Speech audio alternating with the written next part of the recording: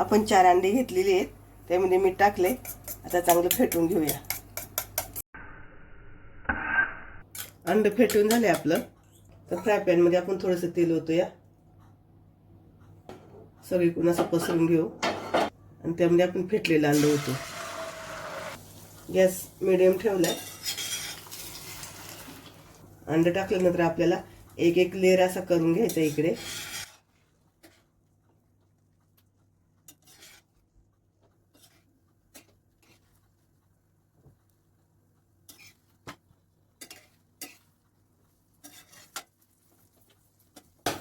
असे तुकडे करून घ्यायचे मध्ये बारीक बारीक.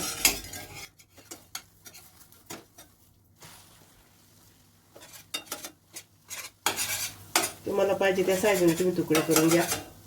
गॅस मात्र बारीक ठेवायचा, फास्ट गॅसवर नाही करायचं, नाही तर मग करपून जाणार. आणि शिजून घ्यायचं चांगलं हे आपल्याला. आता सगळीकडून चांगलं परतून घ्यायचं लाल कलर येईपर्यंत. इथं आपलं परतून झालंय. आता हे आपण एका प्लेटमध्ये काढून घेऊया. आपला फ्राय पॅन तापलेलाच ऑलरेडी.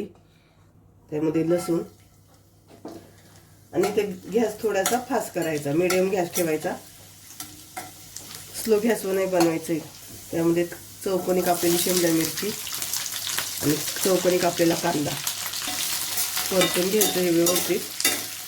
पूर्ण नाही शिजवायचे, आपल्याला इथं अर्धी कच्ची शिजवायची आहे.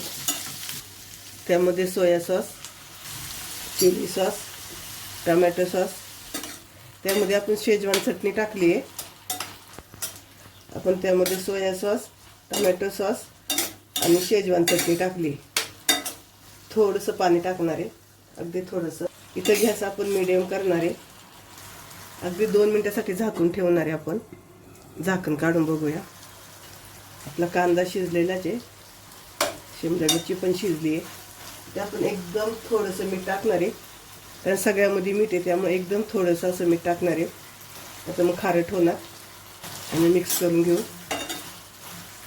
त्यामध्ये अंडा टाकूया आणि परतून घ्यायचं छान. किती छान दिसते बघा आपली अंडा चिली. थोडीशी वेगळी रेसिपी. सारखी अंड्याची पोळी, अंड्याची भुर्जी, अंडा मसाला खाऊन कंटाळा येतो. त्यावेळेस ही थोडीशी वेगळी डिश तयार करा. तर अंडा चिली आपली तयार आहे.